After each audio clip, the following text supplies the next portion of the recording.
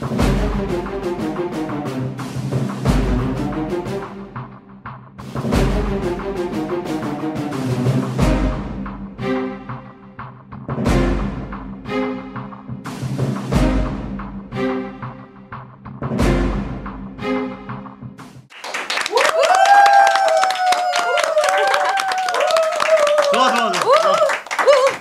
여러분 안녕하세요. 네, 발뉴스의 안방마님 세끼냐 곽현아예요. 안녕하십니까. 여기는 대한민국 수도 서울 이한열 열사 기념관 2층에 새들어 사는 이한열 스튜디오입니다. 여러분과 함께하는 형님 기자 이상호입니다. 안녕하십니까. 네, 안녕하십니까. 발루스의 지성 넘치는 남자, 피부는 건섬 서혜정입니다. 반갑습니다. 1년이 돼서 1년. 1년 되니까 이제 좀 입에 붙으시네요. 1년 되니까 응용도 하시네. 그러니까 네. 지성 넘친 남자. 원래 저희가 1년 전 딱 이곳에서 시작할 때는 네. 그냥 텅텅 빈 창고였어요. 거기다가 기억나요. 네. 슈퍼마켓에서 빌려온 그 동그란 플라스틱 의자 위에. 그렇죠. 그 보통 맥주 한 캔 마시고 그러던 그 자리. 그러니까 너무 더웠어. 더구나 선풍기도 없고. 그러니까 지금도 어떻게 견뎠는지 플라스틱인데? 몰라. 네? 지금도 플라스틱. 예, 저희 뭐 색깔은 좀 색깔은 그래도 좀 좋아졌어. 흰색인데. 근데 사실 입안이 네. 텅 비어 있긴 했습니다. 그죠? 근데 꽉 차 있게 됐습니다. 그건 뭐냐면 바로 이한열 열사의 의기, 이런 가득 차 있는 공간이. 의기가 아니라 예. 의기. 예, 의기. 네, 엉먹은 발음을 제가 잘못해서. 네네네. 의기.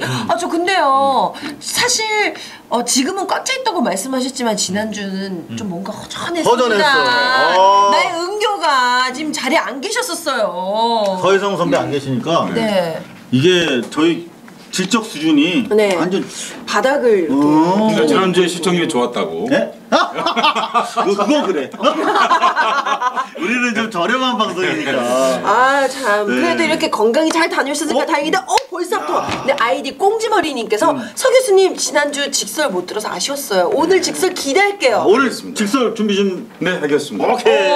네, 오늘도 화려한 직설 준비되어 있으니까 여러분 기대해 주시고요. 네네. 근데요, 그나저나 이성호 기자 오늘 또 왜? 아주 급히 다녀오셨다고. 화장실? 아니. 어디? 우리 항소심 선고 오늘 있었잖아요. 하도 자주 있어가지고 오늘 오전에 갔다 왔네. 오전에. 그러니까 어떻게 됐는지 빨리 말씀해 주셔야죠. 예, 이거 궁금해하시는 분들 많이 계실 텐데, 네. 전두환을 취재하는 게 공무집행 방해다. 이런 말도 안 되는 재판 1년 반 가까이 지금 끝나고 있었는데, 네. 오늘 2심 검찰이 항소를 했거든요. 네. 항소심 선고가 있었습니다. 네. 아직 따끈따끈한데 이게 편집이 됐을란가 모르겠네. 그래요? 됐으면 한번 같이 보실까요? 영상 네. 함께 보시죠. 네, 5월 23일 목요일 이제 오전 10시가 다 돼가는데요. 전두환 취재가 공무집행 방해. 예. 죄송합니다. 예. 전두환 취재가 공무집행 방해라며 검찰의 기소에 의해서 재판을 1심에서 받았고 오늘 2심 이제 선고 공판이 열리는 날입니다. 최근에 시민사회가 전두환 추징금 1672억 원을 꼭 환수하자. 그리고 과잉 경호 1년에 7억, 말이 7억이죠. 거기 경찰들까지 하면 100명 이상이 경호하고 있습니다. 과잉 경호를 금지하자라고 하는 여론이 높고요. 검찰도 1672억 원 추징금을 받아내기 위해서 대검 차원에서 스페셜 포스를 꾸린다고 합니다. 대단히 늦었지만 바람직하다고 생각하고요. 그동안 열심히 쫓아다닌 전두환 사택 쫓아다닌 보람이 조금 느껴지기도 합니다. 오늘 형사재판 2심 항소심 선고인데요. 형사재판은 항상 패소의 위험이 있습니다. 검찰은 징역 10월을 구형한 상태이기 때문에 지면은 갇히는 거죠. 다시 나와서 여러분들 진실을 증언할 수 있었으면 합니다. 지금 늦었으니까 바로 들어가겠습니다. 네.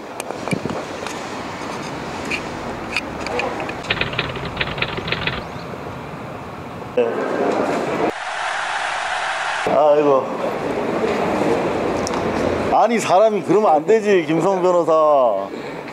아니 시작하기 전에 말이죠, 저한테 내복 챙겨왔냐고, 법정 구속될지 모른다고. 이런 변호사를 제가 고발하면 안 되겠죠. 일단 결과부터 가르쳐 주시죠. 예, 오늘 예상했던 대로 항소기각 판결 났습니다.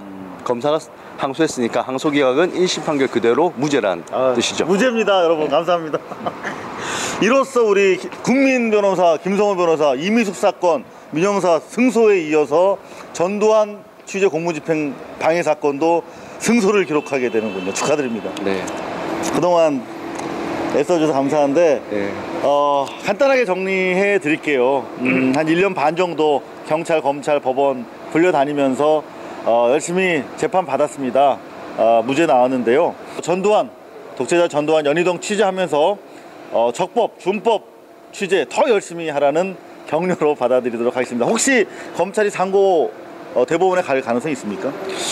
지금 항소심에서 항소기각 당했으니까 제 개인적으로는 아마 하지 않을 것 같습니다. 그런데 만약 굳이 확률 정도로 한 20% 정도 있을 수도 있는데 한다고 해도 지금 이번 2심에서 판단했던 것 같이 별다른 사정이 없는 한 역시 상고 기각되지 않을까 생각됩니다. 그동안 전두환 재판 시청해주신 우리 고발뉴스 시청자 여러분 감사드리고 앞으로 더 열심히 독재자 전두환 재산 환수와 그 다음에 과잉 경호 근절을 위한 취재 적법하게 합법적으로 열심히 하도록 하겠습니다. 동태탕 드시러 가시죠. 감사합니다. 네. 네. 아 근데요, 저 정말 궁금한 게 있는데 저렇게 결국 무죄로 나올 줄 저도 생각은 했었거든요. 그러면은 어떻게 보상금은 주시나요? 왜냐면 죄도 없는 사람, 바쁜 사람을 저렇게 오라가라 그러고 마음고생 시켰는데 배상은 해주시나요? 되게 궁금해서. 형님이 좀 답변해 주세요. 어떻게 배상 받을 수 있을까요? 네, 그 이제 배상을 받을 수 있는 길이 구속이 돼야 돼요. 그러면. 네? 아니야. 저 네, 지금 아이디 동주 1024님께서 울보 기자님 축하드려요. 네, 이렇게 감사합니다. 글 올랐고요. 그 다음에 또 CT77님께서 이 기자님 오늘 기각돼서 다행입니다. 김성훈 변호사님 너무 고맙습니다. 김성훈 변호사 화이팅! 화이팅! 네, 그리고 아이디 기러기님께서 이 기자님 오늘 기각 당연한 결과지만 축하드려요. 이렇게 글 네, 주셨습니다. 감사합니다. 한 가지 꼭 말씀드리고 싶은 게 있습니다. 지난 한 2, 3주 전에도 이 자리에서 말씀드린 적이 있었는데요. 그러니까 국가 공권력이 어떤 특정한 목적이 있는 것처럼 보이는 공공성을 위장해서 이런 일을 하게 되면 그 국가 비용이 많이 지출되는 거지 않습니까? 그러니까요. 최소한 검사 한 명, 검사 보호와 밑에 달려있는 경찰 단계에서 또 수사받았죠. 네, 수사받고 그 많은 것들을 지출하게 되는데 그때 이상호 기자 처음부터 예상했지만은 이건 무죄가 될 것이다. 또 사실은 기자가 취재하는 것을 취재하지 못하게 하면 그러니까요. 그런데 아무튼 했는데 다시 이제 제가 가장 놀랐던 건 사실 항소심을 검찰 측에서 이제 다시 항소를 제기한 일이었죠. 근데 오늘 기각이라고 하는 것은 재판할 필요 없다는 뜻입니다. 그렇죠. 아주 쉽게 말하면 이게 자꾸 한자를 써서 그렇지 폐기한다 이 말이거든요. 그러니까 폐기 각하한다는 뜻이거든요. 네. 그러니까 필요 없다. 그러니까 이제 왜 검찰이 국가 공권력을 쓸데없이 사용하느냐. 지금 이렇게 얘기한 겁니다. 그렇죠. 사법부가. 근데 제 얘기는 이게 상식을 가진 사람이면 다 예상되었던 일을 국가가 왜 이런 일을 하게 되는지, 그리고 이상호 기자가 재판을 다니면서 소모한 사회적 비용, 그러니까요. 그리고 그 당시에 이제 경찰서에 인신이 구속 일시적으로 이제 유치장이 있었잖아요. 유치되었습니다. 이제 그게 팔도 안 꺾이는데 이러고 있었고. 진짜 아팠어요. 그러니까 살도 많은 사람이. 그랬을 때 우리가 이제 우리 같으면 이제 일반적인 경우라고 한다면 개인 간의 사인 간의 문제였으면 이게 이제 감금이 되는 거거든요. 네. 감금 사실상 폭행을 한 거에 마찬가지인데 국가 공권력이 그러했을 때 어떻게 해야 되는가 하는 문제가 있습니다. 실로 중대한 문제이거든요. 왜냐하면 뻔히 무죄가 될 걸 뻔한데 불구하고 수갑을 채워서 끌고 근데요, 가고. 이게 이렇다. 이제 말로는 지금 와서는 뭐 무죄될 거 확신했다고 하지만 네. 선고일 아침마다 네. 애들이 물어보잖아요. 저희 아이들 사내 둘인데 얘들은 재판에 관심이 많아요. 어렸을 때부터 그래요?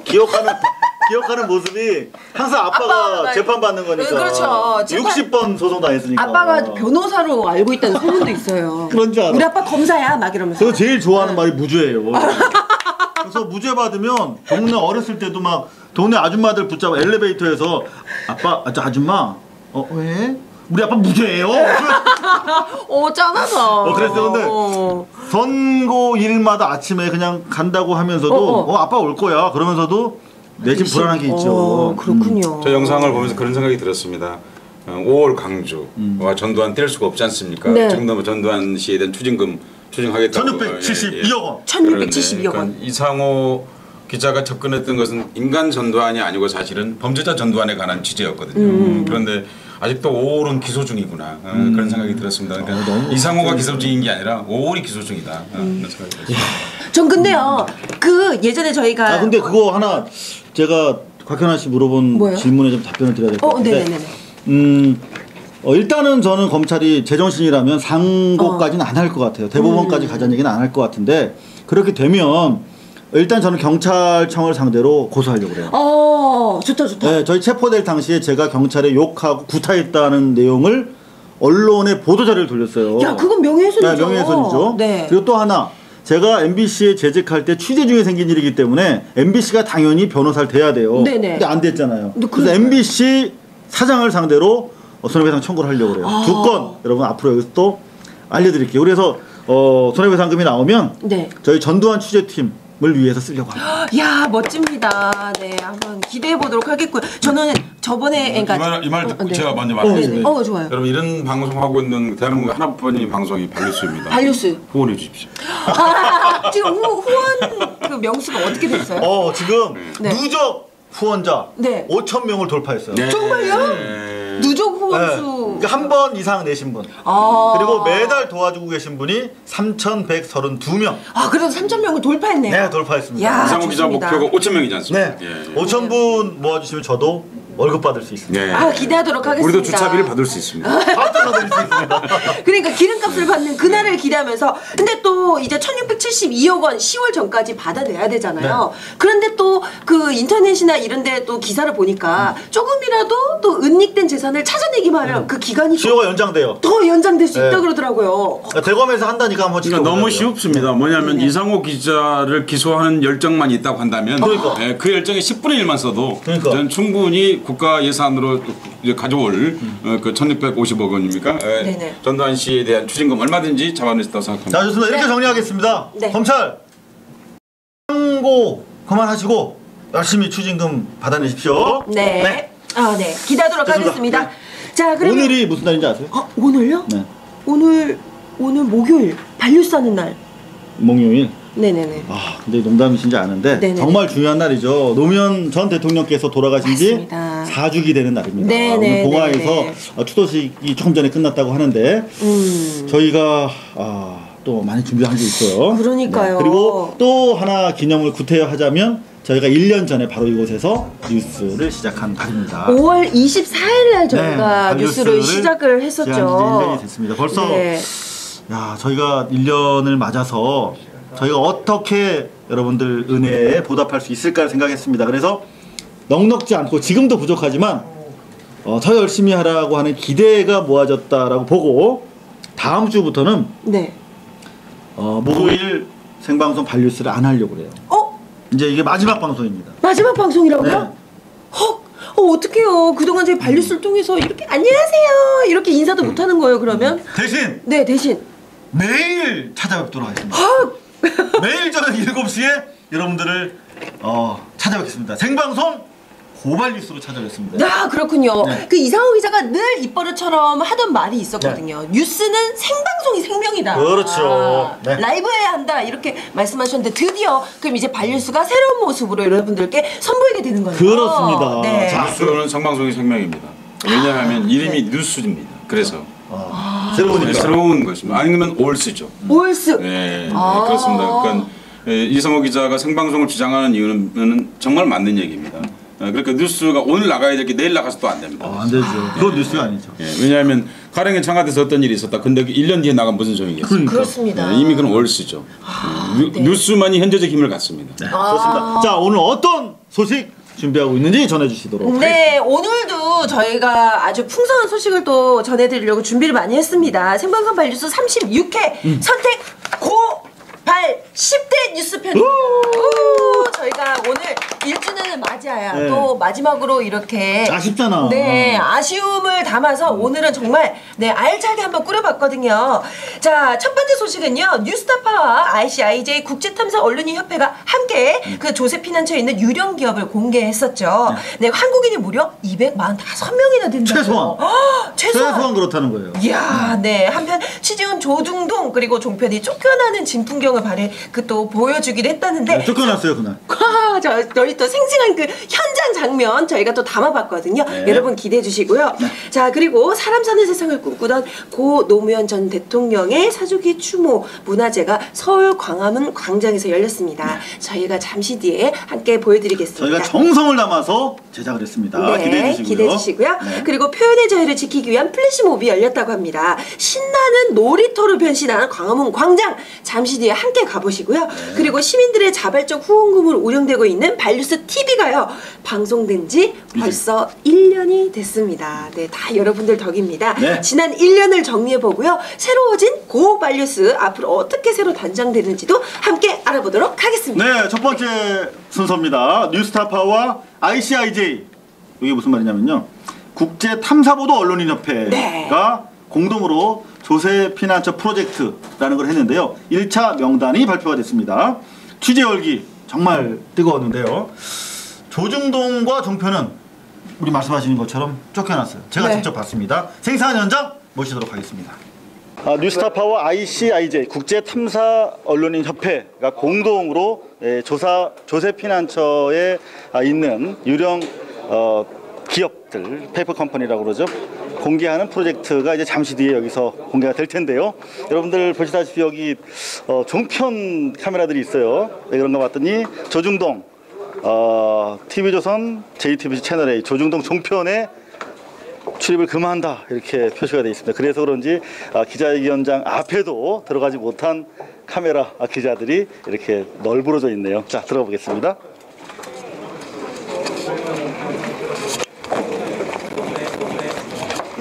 지금 뭐 하시는 거예요? 예, 지금 보도자료를 복사하고 있습니다. 언론노조 생기고 나서 기자들이 이렇게 많이 온 적이 있나요? 처음이죠. 처음이죠. 그거 가야 되지 않을까요?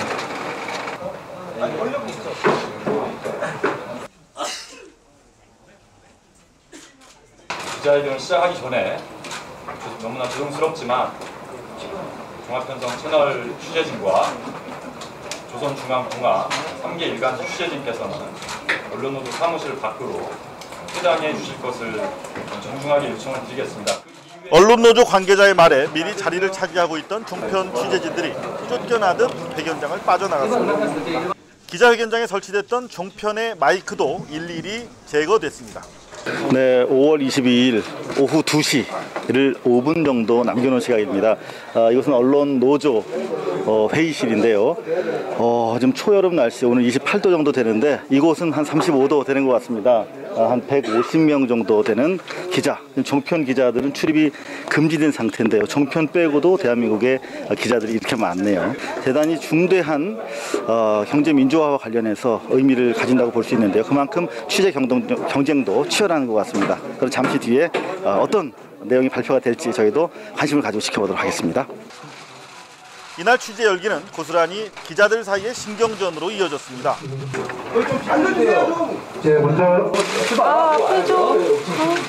장례가 정리되자 뉴스타파 최승호 앵커와 김용진 대표의 명단 공개가 시작됐습니다. 현재까지 저희들이 ICIJ와 이제 공동 취재를 한 결과 한국인 명단이 245명이 나타났습니다. 근데 이거는 이제 지금 지난 한 달간의 1차 조사 결과 분석이고 앞으로 그 명단은 이제 훨씬 더 늘어날 수 있다 이렇게 이제 예상을 하고 있습니다. 오늘부터 이제 매주 한두 차례씩 저희들이 확인한 그런 명단을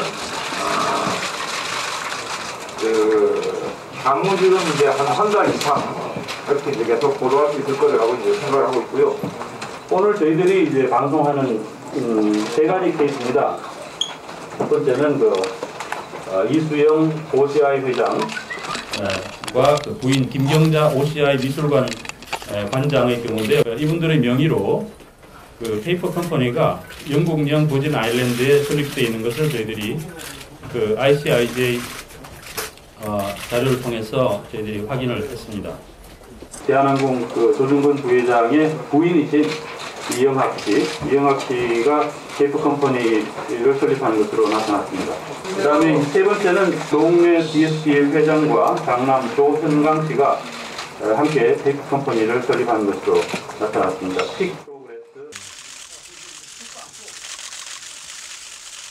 특히 OCI는 1959년 설립돼 자동차, 소비재 등 제품을 공급하고 있는 회사인데요.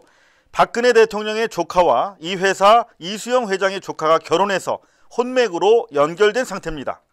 OCI는 또 이명박 정권에서 녹색 성장, 녹색 경제의 최대 수혜 기업으로 꼽히기도 하는데요. 지난 2010년에는 주가가 폭등하기도 했습니다. 공개가 끝나자 취재진들의 질문이 쏟아졌습니다. 본인 확인에 굉장히 이제 시간이 많이 걸리고 있습니다. 다음 주 월요일 날 두 번째 명단을 발표할 텐데 그때도 이제 역시 재계 인사들로 지금 예정을 하고 있습니다. 고발뉴스의 이상훈 기자인데요. 삼성 뭐 관계자 궁금한데. 그러니까 여러분들이 뭐 지금 이제 딱 떠올리는 그런 이제 이름들이 있죠. 몇 가지 있는데 그런 부분이 나올지 안 나올지는 좀 더 확인해 봐야겠습니다. 자, 국제 탐사 보도 언론인 협회 ICIJ 이제 익숙한 이름이 곧 될 텐데 ICIJ와 뉴스타파의 한국 탐사 저널리즘 센터가 공동으로 조세피난처에 운영되어 온 이른바 페이퍼 컴퍼니에 대한 기자회견이 25분 만에 끝났습니다.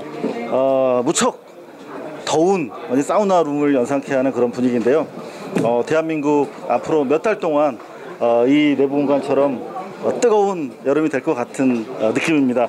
간단하게 정리를 마저 해드리면 245명 중에서 20명 정도가 현재까지 확인이 됐다고 합니다. 이 20명도 아직 최종적으로 동일인 여부가 정리되진 않았다고 합니다.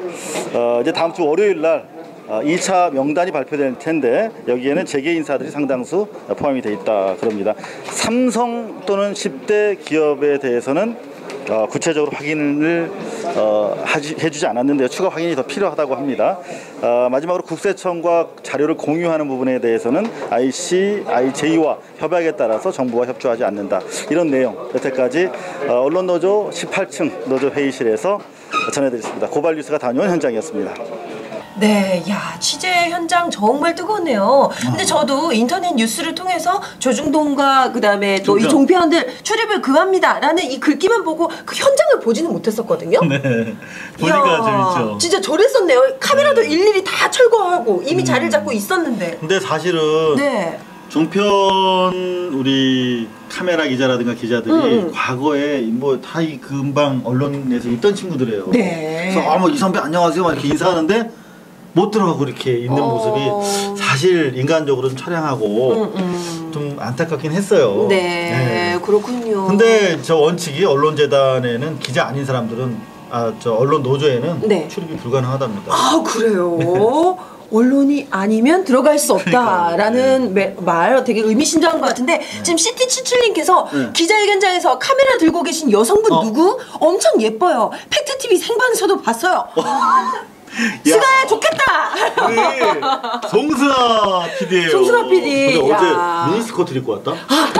그래가지고 조선일보에도 났어요. 그래요? 네, 뭐라고? 미니스커트 입고 뺑 앞에서 쪼그려 앉아서 찍고 있는 거. 아니 저렇게 취재 현장이 열기가 막 경쟁이 치열했는데 너무 잘 찍은 거야. 그러니까. 그 이유가 바로 미니스커트가 외모였군요. 그렇습니다. 그러니까 리포트를 보면서 두 가지 생각이 들었습니다. 하나는 우리 제작진의 열성 네. 느꼈지만은요. 그와 함께 이제 이상호 기자가 리포트하는 모습을 보면서 왜 KMS가 저 방송을 생방송을 하지 않나. 왜냐하면 이거보다 지금 한국 사회에서 사실 내용적으로 본다면 윤창중 청와대에 있었던 그 양반은 윤리적인 문제이지만 이것은 국가의 공동체에 관한 중대한 질문인 것이거든요. 저런 것들을 생방송을 하지 않으면 도대체 뭘 생방송하는지 스포츠 중계만이 생방송이 아니거든요. 그때 모 케이블에서는 박근혜 대통령의 뭐 시찰 장면을 생중계했다고 그러고요. 그다음에 KBS, MBC가 한 꼭지, 그다음에 SBS가 이제 체면치레 두 꼭지를 했다고 하더라고요. 그런데 안타깝게도 KBS 같은 경우에 이제 자사 부장 출신 선배가 나가서 기자회견한 거 아니에요. 그러면 예의를 갖춰야 되는데 한 인터넷 매체의 발표에 따르면 그러니까 뉴스타파라는 이름도 장사해주고 싶지가 않은 거예요. 그런가 하면 조선일보는 좌파 경향의 한 언론 인터넷 매체라고만 소개를 했대요. 얼굴도 안 나가고 이름도 안 나가고. 좌파 경향이요? 그 누구보다도 팩트를 가지고 보도를 들인데 그렇게 어느 한편으로 이렇게 치우쳐서 이름 규정 지을 수 있을지 그건 좀 의문인 것 같습니다. 다음 주 월요일 날 또 2차 발표가 있다고 하는데 종편 외에도 몇몇 매체에는 또 출입이 어렵지 않을까 그런 네. 우려가 생기네요. 다음 주. 그러니까 이 문제는 진짜 심각한 문제입니다. 우선 현재 금융자본주의가 이렇게 이제 확대되면서요. 이제 1990년, 80년대 말부터 이제 이렇게 되면서부터 이른바 자본의 국경 없는 이동이 마음껏 이루어지고 있습니다. 그렇죠. 그래 이거 자체도 사실 제지해야 될 문제입니다. 왜냐하면 그 돈은 노동자가 번 것이기 때문입니다. 근데 현재는 사실상 세금도 없이 마구마구 이동하고 있는 것이거든요. 우리가 뉴욕 증시에 매일매일 투자할 수 있지 않습니까? 그게 바로 이제 그걸 자본의 국경 없는 이동을 얘기하는 것이거든요. 또 하나는 이렇게 이른바 조세 피난처 세계에 몇 군데가 주로 영국 식민 지역과는 영국과 밀접한 곳에 돼 있는 것들입니다. 영국이 원래 금융자본주의 일찍 시작했기 때문이죠. 그런데 이런 것들에서 조세 피난을 하고 있다. 이게 말이 굉장히 근사해 보이 사실은 그 경제 활동을 통해서 얻은 이익을 세금을 내지 않는 것을 빼돌리고 있는 것이거든요. 그 말은 무슨 얘기냐면 그 사람들은 한국의 국가의 구성원으로 같이 살 자격이 없다는 뜻입니다. 그래서 국가 구성원으로 자격을 박탈해야 하는 것이죠, 사실은. 네. 개인이 세금 내지 않는 거하고 이건 차원이 다른 문제인 것이거든요. 되게 나쁜 거예요. 그러니까 국가 그러네요. 어떤 회사가 조직적으로 어떤 행위를 하는 것이지 않습니까? 이른바 그 조그만 섬 같은데 페이퍼 컴퍼니를 설립할 수 있습니다. 사람은 직원은 한두 명이죠. 그런데 돈의 대부분이 거기가 있는 것이거든요. 그렇게 되면 이제 그 세금을 내지 않는 게 조세 피난 행위인데 이게 어떻게 피난입니까? 피난이라는 것은 위험할 때 피하는 거죠. 그렇죠. 그렇지 않 이게 말이 안 되는 표현 자체가 바꿔야 될 것 같은데. 표현 자체가 말이 안 되는 뭐라고 겁니다. 바꿀까? 뭐라? 이거는 그럼 조세 은닉처. 그렇죠. 은닉처겠죠. 네. 예, 그러니까 이런 국내에서는 약탈적 행위를 통해서 얻은 이익을 자기 개인의 이익을 위해서 그런 것을 은닉시켜놓고 있는 이 행위 산적보다 더한 행위죠, 사실은. 네. 여하튼 매주 한두 차례 네. 발표가 된다는데 저희가 뉴스타페 왜 또 경쟁 심리 때문에 이름도 좀 이상하게 얘기한 거 아니에요, 일부러? 한 인터넷 매체? 한 인터넷 매체가 매주 방송할 텐데요. 저희가 예. 열심히 퍼다 날라드리도록 하겠습니다. 네, 뉴스타파 다음 주에도 저희가 한번 기대해 보도록 하고요. 자, 다음 코너로 넘어가도록 하겠습니다. 네. 4년 전 오늘이었죠. MB 정부 하에서 검찰 수사를 받던 고 노무현 대통령이 유명을 달리한 그런 사건이 있었던 날입니다. 생전에 깨어있는 시민들로부터 나오는 시민 권력의 중요성을 강조하셨던 정치인 노무현 그 뜻을 이어받아서 서울 광장에서 열렸던 추모 문화제 가득 마음이 모였습니다. 함께 다녀오시죠. 저들의 푸르른 솔잎벌보라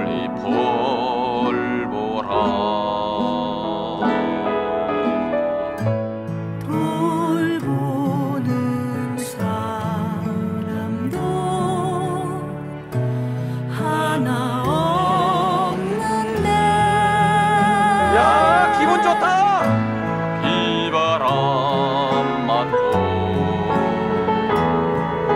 걱정 없이 나하고 아버지 할아버지 대통령이니까 나도 대통령 할아버지 한번 있어봤어.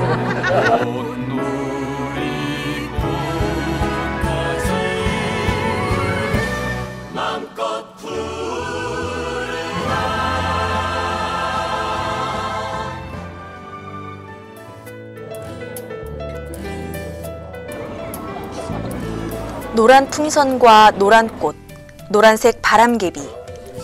서울시청 광장이 온통 노란색으로 물든 지난 5월 19일 고 노무현 전 대통령 서거 4주기 서울 추모 문화제에 전국에서 몰려든 2만여 추모객들이 시청 광장을 가득 메웠습니다. 고발뉴스닷컴을 보면서 이 티를 사게 된 거예요. 네, 그래서 티를 사게 됐고 이제 역사의식을 좀 더 갖고 제가 변해야 주변 사람들도 변한다는 생각을 좀 하게 됐어요. 이날 행사의 하이라이트는 시민 참여로 만들어진 추모 문화제였는데요. 눈에 익은 얼굴들도 시청 광장에서 시민들과 함께했습니다. 이거 어디 방송이야 근데? 한마디만 해주세요, 의원님. 여기 하라 그래. 나는 피선거권이 없어. 저도 이제 금방 없어질 거예요. 저희 이렇게 시민들 자발적으로 모였는데 한 말씀만 해주세요. 여기 뭐라고 자꾸 얘기하면 구속돼. 카메라 어디 있어요? 노무현 대통령께서 뭐라고 말씀하셨냐면 깨어있는 시민의 조직된 이미 세상을 바꾼다.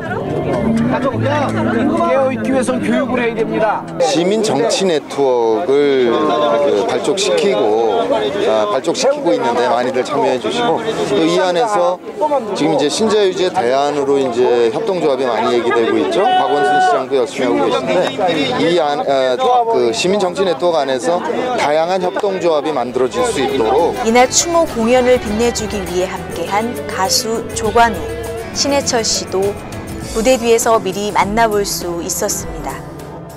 늘 좀 오래도록 이런 자리가 계속 이어졌으면 해요. 오늘 어떻게 참여하시게 되셨는지. 그냥 흑역사의 연속된 악연이랄까? 아, 예. 그럼 신해철 씨께서 생각하시는 깨어있는 시민이란 어떤 거라고 생각하세요? 제가 계속 자고 있어서 잘 모르겠어요. 아, 예. 반칙과 특권이 없는 세상, 사람 사는 세상이 왔습니까, 여러분?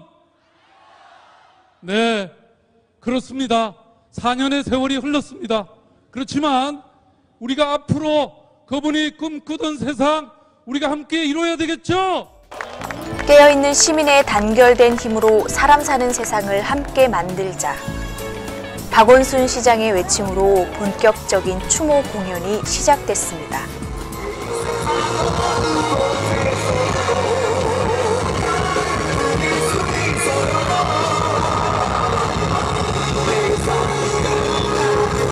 이날 특히 참석자들의 관심을 모은 건 정계 은퇴를 선언한 유시민 전 장관과 경북 봉화에서 새로운 삶을 시작하는 정봉주 전 의원의 힐링 토크였습니다. 사람 경선에 마지막으로 남은 두 명의 유시민 정봉주입니다. 반갑습니다.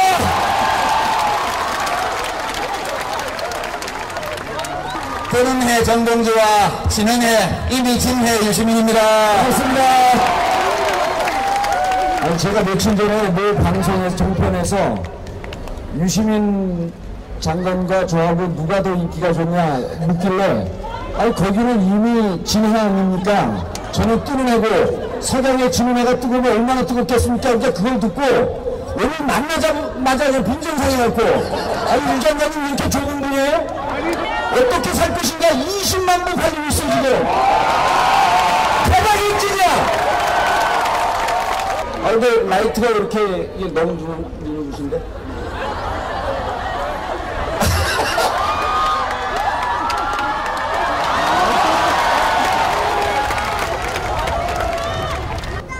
우리 노무현 대통령 말씀하면 눈물 나올까봐 안 하겠다 그랬죠 아까?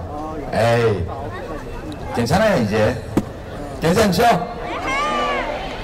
아마 우리 노무현 대통령님 말씀하면은 저는 임기 후반부에 너무 독서를 뽑으면서 잘못한 게 많아서 죄송합니다 여러분.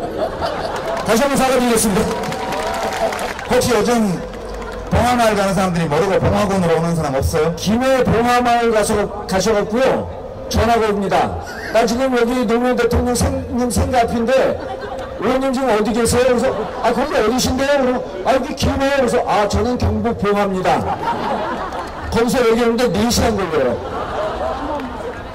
그 요즘 봉화마을 그 주위에 아마 정봉주 때문에 매상 좀 올라갔을 겁니다. 어렸을 때 꿈을 상상했어요. 20대 때 꿈은 착한 사람이 되는 게 꿈이었어요. 네. 지금도 물론하고요. 네, 근데 사실 40대가 나가서 사실 솔직히말하면 제 꿈은 40대 제 꿈은 정의로운 사람이 되는 겁니다. 그래서 그분의 길을 보고 배웠고 그리고 그분의 눈빛을 보고 느꼈고 그래서 용기를 얻었습니다. 그래서 지금은 똑똑하고 정의로운 사람이 되고 싶다는 마음입니다. 조선 건국 이래로 600년 동안 우리는 권력에 맞서서 권력을 한 번도 바꿔보지 못했다. 비록 그것이 정의라 할지라도, 비록 그것이 진리라 할지라도 권력이 싫어하는 말을 했던 사람은 또는 진리를 내세워서 권력에 저항했던 사람들은 전부 죽임을 당했다. 그 자손들까지 멸문지화를 당했다. 폐가 발생했다. 600년 동안 한국의 하면서 부귀영화를 누리고자 하는 사람은 모두 권력에 줄을 서서 손바닥을 비비고 머리를 조아려야 한다. 이 비겁한 교훈을 가르쳐야 했던 우리의 600년의 역사, 이 역사를 청산해야 권력에 맞서서 당당하게 권력을 한번 쟁취하는 우리의 역사가 이루어져야만이 이제 비로소 우리의 젊은이들이 떳떳하게 정의를 얘기할 수 있고 떳떳하게 불의에 맞설 수 있는 새로운 역사를 만들어낼 수 있다.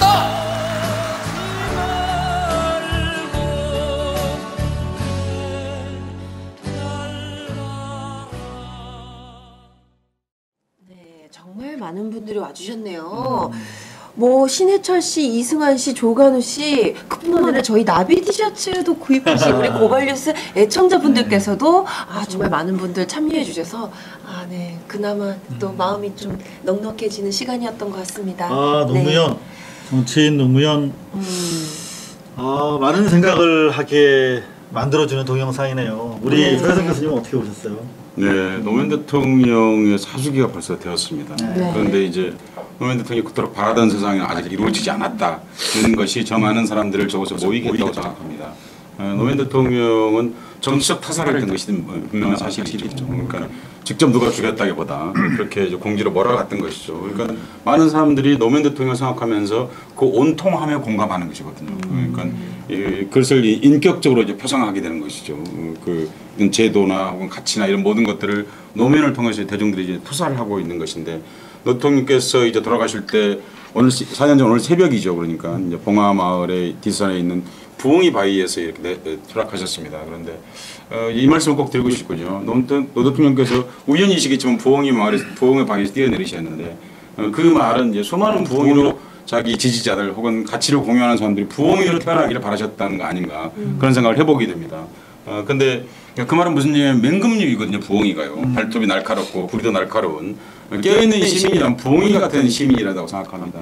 발톱도 없고 이빨도 없다고 한다면 어떻게 깨어있는 시민으로서 살아갈 수 있겠습니까? 그러니까 대통령께서 마지막 돌아가셨던 그 뜻이 그 바위 이름 속 하나에 다 들어있다고 생각합니다. 그러니까 사주기를 맞아서 우리가 부엉이 같은 날카로운 바위와 이 발톱과 그런 불의를 갖는 그런 시민이 되었으면 하는 그런 바람을 생각해봅니다. 저는 노무현 전 대통령을 이제 딱 떠올려 보면 정말 또 눈물 많은 대통령이셨잖아요. 또 게다가 정말 또 저는 사진을 늘 그 사진이 기억이 나요. 꼬마아이랑 이렇게 눈높이 맞추셔서 이렇게 바라보고 있는 사진.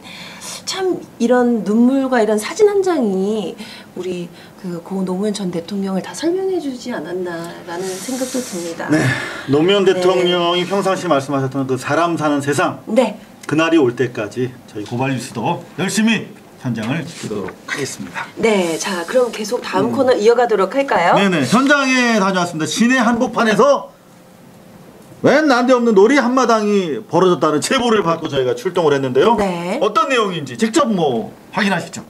정부 정책을 비판하거나 정치적 목적을 띤 집단 퍼포먼스, 플래시몹. 비록 행위 예술의 형태를 띠고 있더라도 미리 신고하지 않으면 불법이라는 대법원 판결이 지난 3월 내려졌습니다. 지난 8일 광화문 광장에는 대법원의 이 같은 판결에 반대하는 문화연대 회원들이 모였는데요.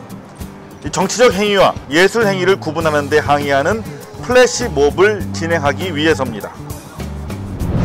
정치적 플래시몹에 대한 대법원의 유죄 판결을 의식해서인지 이날 퍼포먼스 현장에는 귀에 이어폰을 꼽은 정보과 현사 4명이 귀를 쫑긋 세우고 나와 있었습니다. 말씀이 어떻게 해요?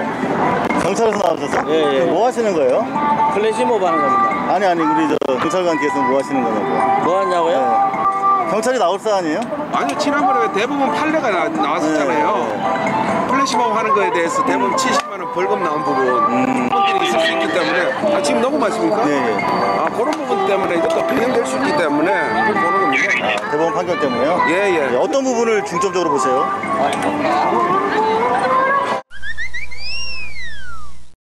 이제 대법원 판결 때문에 혹시 어떤 불법적인 상황이 있을지 모른다는 이유로 해서 관내 경찰관 분들이 많이 와 계십니다. 1분, 2분, 3분, 4분. 일단 정보기 형사만 제 눈에 파악되기로 5분 정도 되는 것 같고요. 그 다음 2개 분대 정도의 의정들도 나와 계십니다. 경쾌한 음악과 함께 곧 플래시몹이 시작되는데요.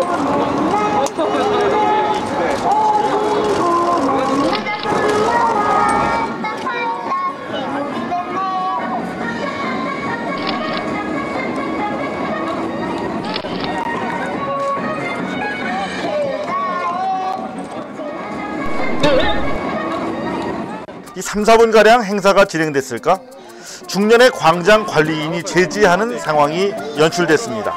자세히 보니 이건 연출이 아닌 실제 상황이었습니다. 해야지. 플래시몹도 마찬가지고 시청 도심관리과에다가 허가를 득해가지고 허가 난 사항에 대해서만 할 수 있어요.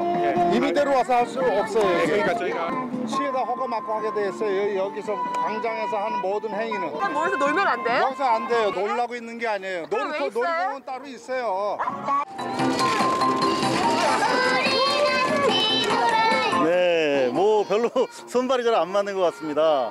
지금 표현의 자유를 억압하는 이 체제에 맞서서 저항하기 위한 퍼포먼스 플래시몹인데요. 경찰관들도 많으시고 더구나 또 서울시에서도 이게 허가받지 않은 퍼포먼스이기 때문에 할 수 없다. 저는 처음에 이것도 하나의 퍼포먼스의 과정인 줄 알았는데 실제 관리인들이네요. 표현의 자유가 억압되고 있는 대한민국 문화예술의 현실을 그대로 보여주고 있는 것 같습니다. 자, 자기소개 좀 부탁드릴게요. 저는 우레메입니다. 우레메. 예, 오늘 어떤 행사였어요? 설명 좀 부탁드릴게요. 오늘 행사는 예술과 정치를 경계를 나누고 예술은 정치적이면 안 된다라는 얘기들을 하는데 도대체 왜 예술은 정치적이면 안 되는 건지 우리 생활은 다 정치적인 것들로 이루어져 있는데 그런 식으로 이제 경계를 나누는 것 자체가 문제가 아니냐. 예술과 정치는 얼마든지 함께 같이 즐겁게 어울릴 수 있다. 이제 이런 얘기를 몸으로 하기 위해서 이렇게 그런 취지에 동거하는 사람들이 모였습니다. 오늘 어떻게 재밌으셨어요? 네, 재밌었는데요. 여기 경비 아저씨가 상당히 괴롭히시네요. 네, 경쟁은 놀라고 있는 거지 이게 경쟁을 분수를 보존하기 위해서 있는 게 아닌 거잖아요. 그래서 경쟁에서 놀면 허락을 받아야 된다고 하는데 왜 노는 것도 허락을 받아야 되는지 저는 이해가 할 수가 없어요. 퍼포먼스를 감시하는 정보과 형사들과 놀이를 제지하는 광장 관리인까지 모두가 표현의 자유가 억압된 2013년 광화문 광장의 풍경을 보여주는 완벽한 배우들이었습니다. 하지만 더 이상 악역이 아닌 그들 또한 함께 즐기는 시민으로 돌아오기를 기대해봅니다. 플래시몹 한 20여 분 만에 끝이 났는데 여러분 잘 보셨죠? 여러분들 우리 표현의 자유가 억압되고 있는 현실에서 여러분들이 더 우리 상황을 재인식할 수 있는 좋은 기회가 되었으면 합니다. 네, 요즘은 뭔가 좀 표현을 하는 게 굉장히 좀 어려운 시대인 것 같아요. 고소 고발도 너무 난무하고 뭐 명예훼손이니 뭐니. 그래서 제가 요즘 약간 자제하고 있거든요. 그럼 안 되죠. 박현아는 표현하는 사람인데. 그래. 내가 요즘 좀 사건 사고가 내가 좀 안 했기는 것 같아. 내가 좀 이렇게 볼까 이번에? 아니 왜? 표현하게. 아니 근데 예술이 표현하는 뭔가의 범위를 제한한다는 이 발상 자체가 굉장히 좀 웃긴 것 같아요. 네. 자, 여기 뭐 표현과 관련돼서는 네네 우리 대한민국 최고의 전문가십니다. 네, 표현 전문가. 네. 네. 우리 서혜성 교수님, 이 뭐 저렇게 퍼포먼스까지 할 필요가 있나요? 왜 어쩌다 이렇게 지금 돼가고 대부분 있는 저런 거죠? 판례를 내렸다는 것 자체가 대법원에서 부끄러워 해야 되겠죠. 그러니까 표현의 자유는 양도할 수 없는 양심의 자유와 더불어서 시민권의 핵심입니다. 표현의 자유란 곧 사회 비판을 얘기하는 것입니다. 그렇지 않고 표현의 자유가 단지 놀이만 한다면 그게 무슨 표현의 자유입니까? 놀이의 자유지. 놀이의 자유죠. 그건 아무것도 아닌 거죠. 네. 우리가 표현의 자유라 말하는 건 사회 비판, 곧 정치 비판, 그리고 자본과 권력에 대한 비판을 얘기하는 것입니다. 현재 갖고 있는 가장 큰 권력 집단에 대한 비판을 마음껏 할 수 있을 때 우리가 그걸 표현의 자유라고 하지. 그렇지 않고 친구하고 둘이 떠드는 건 수다라고 하죠. 그렇죠. 그럼 우리가 표현의 자유라고 하지 않습니다. 근데 이게 자유라는 것이 그야말로 햇볕처럼 모든 걸 비춰줘야 되잖아요. 맞아요. 대칭적이어야 되고. 네, 그렇습니다. 근데 비대칭이야. 권력. 지들은 표현의 자유를 극단적으로 누려. 막 댓글을 하고, 뭐 뒷조사하고, 뭐 박원순도 뭐 빨갱이로 몰아가고, 자기들은 할 거 다 하면서 우리가 최소한의 표현의 자유. 그러지 말라고. 그러지 마시라고 제발. 그 얘기하면 잡아가요. 아이고 참. 참. 저 이번에 외신에서도 저희 이번에 그 주진우 그러니까 기자 주진우 기자 관련돼가지고 굉장히 의미심장한 얘기를 나눴다면서요. 구속될 뻔했잖아요. 그때도 대한민국 참 편리한 나라다. 그냥 명예훼손으로 갔다가 다 권력이 입을 막는다. 외국 언론사 기자들이 봤을 땐 정말 심각하게 보이나 봐요. 네. 자, 이런 상황을 타개하기 위해서 저희가 고발뉴스가 1년 동안 달려왔습니다. 네네. 아, 이제 저희가 마무리를 원래는 할 시각인데 네네네. 하지만 이대로 끝날 수는 없죠. 이대로 끝날 왜냐면 수 없죠. 저희가 1주년이니까 뭔가 마무리를 제대로 딱 끝내고 새로 시작해야죠. 그렇죠. 네네네. 제대로 준비했습니다. 일주기를 돌아보는 코너. 세 단계로 나눴습니다. 어떤 단계가 나올지 모르는데요. 자, 선택 고발 뉴스 10대 뉴스를 저희가 또 준비를 했습니다. 고발 특종 10대 뉴스인데요. 네네네네. 서혜성 교수님은 고발 뉴스의 기사 하면 어떤 기사나 영상이 떠오르세요? 솔직하게 말씀드리면 네네네. 뭐 기사로서 저로서는 제일 안타까웠던 건 이상호 기자가 특정 보도했던 문화 균형화 전략. 사실 제일 기억나는 게 제가 업종이 거기 속하기 때문이죠. 저도 충격이었어요. 문화 권력 균형화라는 이름으로 좌파를 색출해서 없애버리는 거예요. 가장 놀라운 건 사실 그를 다른 방송에 보도하지 않았다는 겁니다. 맞아요. 그 어디에서? 사실 저는 특종했을 때 첫날만 나가고 나면 이제 그 다음에 언론들이 다 그건 진보 보수하고 아무 관련 없는 것이거든요. 왜냐하면 이 사회를 건강하게 유지하는데 필수적인 것으로 보도가 필요했던 것이거든요. 그런데 이루어지지 않는 것에 가장 충격을 받아서 그게 가장 기억이 납니다. 사실 제보자가 목숨을 걸고 제보한 내용이에요. 네. 민주당에서 대선 전이라서 더구나 박지원, 김한길 이런 분들이 주축이 돼가지고 투기까지 꾸렸어요. 근데 그러다 말더라고요. 내가 좀... 그런 민주당 정말 실망이에요. 자, 실망. 제일 기억나는 거 뭐예요? 저요? 저는 근데 뭐 이 중에 있을지도 모르는데 그냥 뱉어도 돼요? 그럼요, 뱉으세요. 저는 인생이 생방송인데 뭘? 아까 표현의 자유를 외치면서 많은 분들이 이렇게 플래시몹 보여주셨는데 저의 표현의 자유를 적극 장려해 주시기 위해서 같이 바나나를 먹어주셨던 우리 교수님과 우리 기자님. 이른바 바나나 동맹. 자, 있는 점장 살펴보겠습니다. 먼저 고발 10대 뉴스 특종 부문 저희가 4위까지 골랐어요. 잠깐 뭐 이렇게 뭐 섹션을 이렇게 나눈 거예요? 네, 나눴습니다. 주제를? 특종 부문, 부분, 재미 부문, 눈물 부문. 먼저 특종 부분인데요. 네네네네. 이 심사 기준에 대해서는 조회수, 그다음에 댓글, 그리고 여러 가지 사회적 평가 등을 무시하고. 아 그래? 야 이거 대반전이다. 무시하고. 그렇군요라고 생각했는데. 그럼 기준이 뭡니까? 순전하게 저희 15명의 스태프들의 투표로 결정을 했다는 거. 아니 통계 내기 편했겠어요. 먼저 4위. 4위. 고발뉴스의 특종 4위. 빠바밤. 논계 프로젝트 가이도표. 네. 자, 어떤 내용이었는지 혹시 동영상이 준비됐으면 간단하게 일단 보고 얘기 나눌까요? 네. 충남 태안 해안국립공원에 위치한 가이도는 여의도 크기의 4분의 1로 주민 53명이 사는 작은 섬입니다. 지금 태안 기름 유출 사고가 5년 지났는데 서울에서 벌써 국민들이 많이 잊어먹었어요. 이 일을. 몸이 불편하신 분들, 특히 뭐 암 걸리신 분들도 계시다고 그래서 깜짝 놀래가지고 왔어요. 평화롭던 가이도에 암으로 사망한 사람들이 는 것은 2007년 12월 기름 유출 사고 이후입니다. 5년 동안 박덕선, 오봉남 씨 등 주민 7명이 폐암, 위암, 식도암 등으로 숨졌습니다. 현재 암 진단을 받고 투병 중인 주민도 7명에 이릅니다. 사고 당시 주민 60명 중 모두 14명이 암으로 죽거나 투병 중인 것입니다. 섬 주민의 23%가 넘는 수치입니다. 기름 피해 후 5년이 지난 지금 마을은 가시적으로는 깨끗해졌지만 주민들에게 쌓인 상처는 아직도 검은 기름처럼 깊어가고 있었습니다.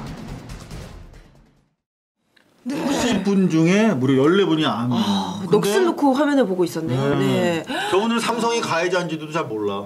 그러니까 뭔 일인가 싶으셨겠죠. 진료도 아니고 진단해 주려고 한번 왔다는데 그거 그냥 고맙게 여기고 계세요. 아휴, 저희가 저 섬에 유리 피해가 있고 나서 모태에서 온 첫 번째 기자래요. 정말요? 근데 이제 그분들이 자꾸 어느 방송국에서 왔냐는 거야. MBC냐 KBS냐고 자꾸 물어보셔가지고. 그때 말씀하세요. SBC. SBC? 그래서 그냥 방송국이라고 그랬어요. KBS, MBC, SBS. 사실 이 자리를 빌어서 서울에서 기자 왔다고 너무 반겨하셨는데 그냥 고발뉴스라고 시원하게 말씀 못 드려서 죄송합니다. 아유, 그래도 아마 이 화면을 보신 또 주민분들은 굉장히 고마워해 주셨을 거예요. 네. 여하튼 태양 해주셔서 앞으로 저희가 지속적으로 언론이 해야 되는 일이 그렇죠. 무엇인가를 사실 말해준 거죠. 그런데 이렇게 나가면 이제 다른 언론들이 같이 들러붙어서 그러면 이제 취재를 하고 그래서 사회적 이슈를 만들어야 비로소 이 재벌이 움직이는 것이거든요. 이제 돈 드니까 돈 드는 일이 안 움직이는 거죠. 사실 이 문제는 정말 이게 우리가 발루스에서 내보내고 있지만 이런 문제는 상식이 있는 사회에서는 진작에 처리되는 일이죠. 네. 저는 이제 이른바 기름 유출 사건이 날 때마다 생각나는 이명박 씨가 대통령 후보 시절이었거든요. 이 사태가 터졌을 때가요. 그때 그 현장을 지나면서 이런 얘기를 했던 게 기억이 납니다. 우리 같으면 저런 식으로 처리하지 않는다. 그러니까 노무현 대통령을 이제 비판하기 위해서 그때 그렇게 말을 했던 게 지금도 생생히 기억나는데요. 그러니까 그럼 우리 같으면 어떻게 처리했는데 5년을 이렇게 보내셨습니까? 이명박 대통령 각하. 지금이라도 좀 말씀 해 주시죠. 그러니까 5년 동안 아무것도 안 하셨잖아요, 결국은. 안 하고 결국 저렇게 많은 분 60명 중에 14분이나 암으로 돌아가시도록 물론 이것들이 암을 겪고 계십니다. 겪고 있거나 그렇게 물론 이것이 전적으로 피해를 준 건 아니겠습니다만은 그런 일들에서 국민 약자를 보호하라고 법이 있는 것인데. 그러게 말입니다. 저희가 지금 9개가 더 남았는데요. 지금 조금 속도를 올려보도록 네, 속도. 3위 3위 특종 3위. 와, 권재진 장관 인터뷰. 요 인터뷰 현장 지금 생각나네요. 저희가 잠복에 있었는데 파이시티 사건 여러분들 전형적인 권력형 사건이었는데 결국 개인 비리로 끝났거든요. 요 당시 상황도 함께 저희가 단독으로 인터뷰를 한 사건인데요. 한번 보시죠. 단적인 예가 바로 권재진 씨, 현재 법무장관으로서 이 사안을 사법적으로 올바르게 드러날 수 있도록 총괄 책임을 져야 되는 분인데 이분이 당시 청와대 민정수석으로 있으면서 관련한 로비의 대상이었단 말이죠. 장관님 안녕하세요. 저 MBC 이상훈 기자입니다. 오늘 좋은 일 하러 오셨네요. 예. 고맙습니다. 근데 요즘에 그 파인시티 관련해가지고요. 최시중 위원장한테 전화를 받으신 걸로 돼 있는데 수사에 혹시 방해가 된다고 생각하지 않으세요? 장관님 저 거들어 보시니까 어떠세요? 보람이 좀 있으세요? 저랑 얘기해요. 놓으세요. 혹시 검찰에서 최시중 씨 관련해서 조사받으신 적 있습니까? 그래, 우리 장관님, 검찰에서 조사받으시지 않았어요? 왜 그러세요? 기자가 물어보지도 못합니까? 왜 그러세요? 절차를 밟아야지, 공중구도. 그리고 조금 전에 이제 박영준 차관까지 이제 수사선상 인간이 자체에 관해서 올렸는데 그럼 이인규 씨를 지금 6번을 만나셔서 어떤 내용을 들으셨는지 이게 제일 국민들 궁금하거든요. 답변 다 드린 부분 다 아시는 부분이에요. 제가 드릴 말씀은 상황이 변화했어요. 수사 중이니까 뭐 제가 드릴 말씀은 좋습니다. 민간인 사찰 그다음 파이시티 관련해서 좀 공개적으로 입장을 좀 밝히실 상황이 입장을 되는 것 같은데 밝히는 것이 적절한 게 아닙니다.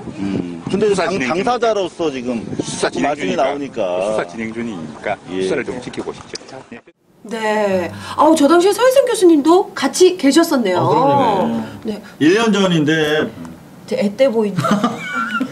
제가 불과 1년 전인데 좀. 야, 근데 우리 중년의 1년은 정말 긴 시간. 근데 스카프를 똑같은 걸 하고 있군요, 오늘하고. 그러니까 더 비교가 잘 되는 것 같아요. 그러니까. 더 비교가 돼요. 얼굴이 지금 그게 중요한 내용이 아니잖아요. 그러니까. 우리 왜 이러는 거야? 자, 권재진 장관 최시중 씨한테 전화 받았는지 여부가 아주 중요한 사건이었는데 대목이었는데 수사도 제대로 이루어지지 않고 개인 비리로 끝나고 말았는데 언젠간 재수사해야 될 전 이상호 기자에게 전화를 받고 이제 같이 동행을 해서 파이시티 현장을 갔던 게 지금 생생히 기억이 납니다. 네. 그리고 이상호 기자하고 돌아보면 이렇게 거대한 곳에 이렇게 일종의 이게 지자체와 권력이 동원된 일종의 사기 사건이지 않습니까? 전형적인 권력형 비리죠. 예, 그런데 그렇게 되면 이상호 기자하고 둘이 나오면서 그랬거든요. 우리가 처음 오지만 이게 아마 큰 뉴스가 될 것이다. 라고 왔어요. 왜냐하면 이게 무슨 어떤 개인의 문제가 아니기 때문이에요. 이건 이런 일이 생겨서는 안 되잖아요. 근데 기자들이 아무도 안 그런데 아무도 기자들이 권재진 법무장관도 우리가 처음 인터뷰한 거예요. 아무도 안 해. 자, 세 번째. 네. 2위네요, 2위. 2위입니다. 네. 고발뉴스의 기억에 남는 특종. 바로 빠바밤. 문화 권력 균형화 문건 공개. 네. 야, 이거 정말 충격이었어요. 이거는 청와대에서 한 줄로 말씀드리면 비판 세력을 싹쓸이하기 위해서 문화 좌파라는 이름으로 해서 영화계를 중심으로 모든 문화계 전반에 걸쳐서 소탕 작전을 펼친 실제 문서예요. 문서 공개했는데 그때 파장 기대와 달랐죠. 한번 보시죠. 어떤 내용이었는지. 주도한 문화계 반대 세력 토벌 작전의 작전명은 문화 권력 균형화 전략. 문화를 하나의 권력으로 보고 문화계 인사들을 정치적 이념을 실현하고자 하는 세력으로 규정한 것입니다. 지원 예산 근절을 통한 자금줄 차단은 기본, 예술위원회와 영화진흥위원회 등 핵심 문화기관에 종사하는 비판적 실무자들의 청산을 주문하고 있습니다. 문화부 지시만으로는 한계가 있으니 위원장을 교체할 것과 위원장이 인적 청산을 잘하는지 청와대가 민정비서관실을 통해 감시, 독려할 것을 적시하고 있습니다. 중세도, 전시도 아닌 21세기 초반에 청와대가 나서서 문화계 인사들을 국민이 아닌 적대적 정치 세력으로 보고 소탕 작전을 벌인 것입니다. 네, 정말 제가 노벌 뉴스를 통해서 이게 나왔을 때 저도 너무 충격이었었거든요. 그렇죠? 네. 근데 중요한 건 그 이후에 다른 매체에서는 전부 다 침묵으로 일관했었죠. 네. 그게 더욱더 저한테도 또 충격이었지 않았나. 특히나 형님 물려서 해상 교수님 입장에서는 충격이 좀 컸을 텐데 문화계에 종사하고 계시기 때문에. 네, 이런 거죠. 사실상 저건 이제 유신 시대에나 있었던 일이고 독일로 치면 나치 때 괴펠스가 했던 일이 바로 저런 일이거든요. 근데 저는 이상호 기자에게 불만이 많습니다. 네? 남들도 보도하는 거 좀 하세요. 우리도 연예인 이혼하고 그런 거 좀 할까? 그러니까 무슨 성추행 이런 이게 거. 제가 많이 알아. 제가 보니까 다 중요한 걸 취재했어요. 정말 중요한 거죠. 그런데 문제는 왜 남들은 취재를 안 하는 거야? 혹시 우리가 만약 이게 잘못된 건 분명히 청와대 우리를 고소하든지 무슨 뭐 후속 조치가 있었을 텐데 아무런 언급이 없어. 대응 안 해. 아무도 대응 안 해. 저희도 차라리 그걸 원했었잖아요. 그러니까 뭔가를. 사실은 사실인 것 같은데 문제는 이상호 기자가 취재를 하고 오면 이게 중요한 일이야 보니까. 네, 정말 중요한 근데 일이에요. 문제는 나중에 보면 처리가 안 돼. 왜 그러는 거예요? 왜 그래? 대표적인 거 하나 더 있어요. 1위. 분명히 중요한데 처리가 안 되는 거. 바로 처리가 안 되는 바로 무엇인가? 김재철이 인터뷰 사건입니다. 야, 이거 정말 이것도 재밌었어요. 저희 이거 거의 그냥 하루 반나절 만에 조회수가 100만 건 올라갔던. 야, 정말. 그런 사건인데 저희가 첫 번째 이제 고발 뉴스 취재를 시작했던 작품입니다. 혹시 준비가 됐으면 함께 보실까요? 네, 이상합니다. 안녕하세요. 육체다니스라고도 고생 많으셨죠? 지금 뭐 하는 거야? 뉴스를 하고 싶은데 저 경찰 왜 불러. 없애셨는지. 경찰 불러. 아니 경찰이 왜 이리 안 오나? 112를 다시 전화해라. 네. 112. 아니 3분 만에 오면 왜 112가 되는? 왜냐면 다 경찰에 가야 돼. 다 경찰에 가서. 근데 요즘에 그대로 하시죠. 못 가게 해야지. 다 같이 나도 갈 테니까. 손바닥 뉴스 하는 뉴스 하는 뉴스. 손바닥만 쓰고 언론 자유 없습니까? 명백한 언론 탄압 아닙니까 사장님? 좀 찍어주세요. 명백한 언론 탄압 아니냐고요?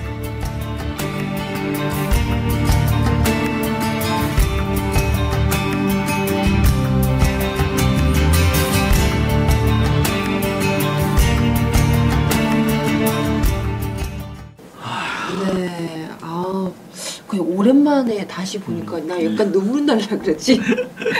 명백한 언론 탄압. 저 때 한때 유행어 됐었어요. 그때 탁현민 탁현민 씨가 계속 명백한 언론 탄압이니까 계속 흉내내가지고. 내가 언제 명백한 언론 탄압이냐? 약간 그 느낌이었어요. 근데 다시 보니까 약간 좀 눈물이 좀 나네요. 저게 이제 처음 찍을 때 기억이 나거든요. 여기가 아니었거든요. 그때 이제 구로구 쪽에 있는 스튜디오에서 저걸 처음 방송을 했는데. 네, 맞아요. 길거리에서 맞아요.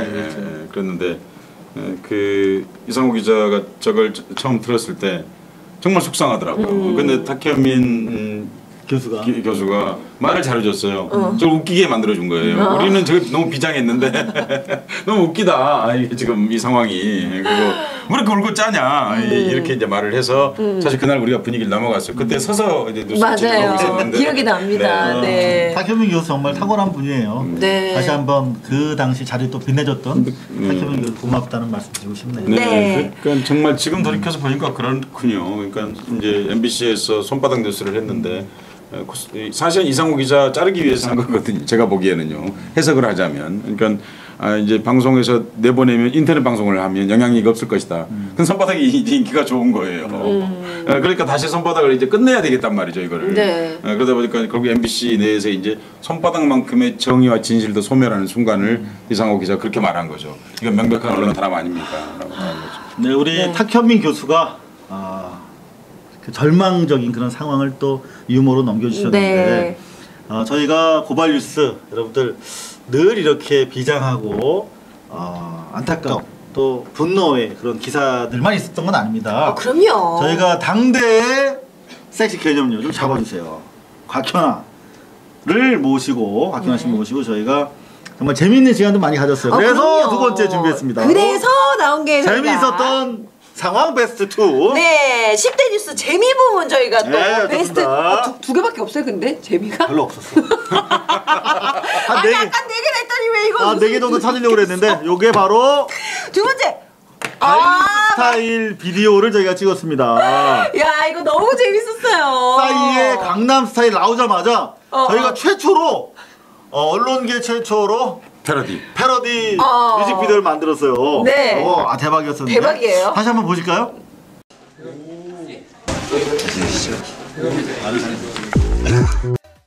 와, 다시 보니까 재밌다. 잘 만들었다 생각외로. 대박이야. 초저렴하게 찍었잖아요. 이거 서혜선 교수님도 나오시고.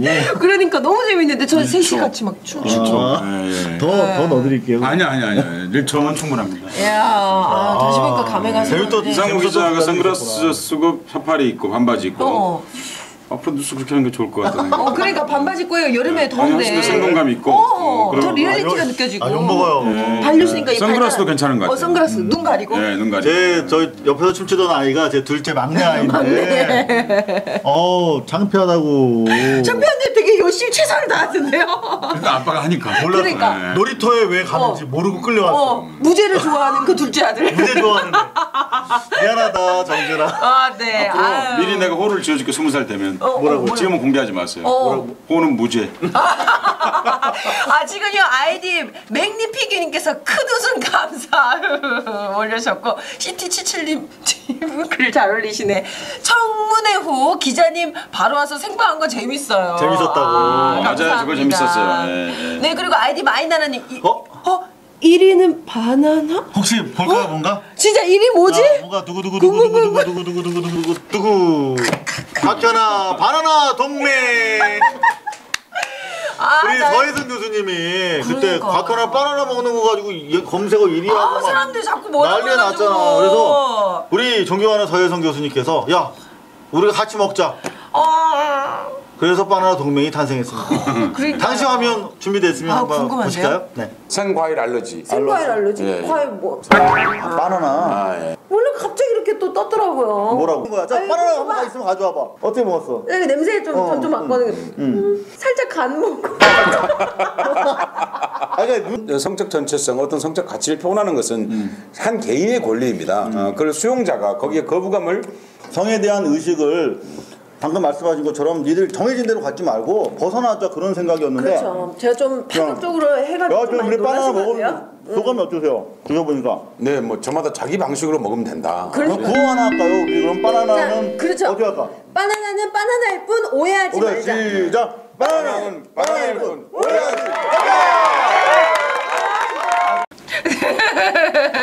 야, 근데 저때 조명 진짜 어둡다. 얼굴이 거의 안 보여. 저희가 그때는 후원자가 500분도 안 됐어요. 저희 아무랬던 조명이 상황이 없었어. 그대로 화면에 드러났네요. 너가 있는 거야 그때. 네. 얼굴이 흑빛이더라고요. 저렇게 방송한 거 이런 처음 생각이 봤어. 드네요.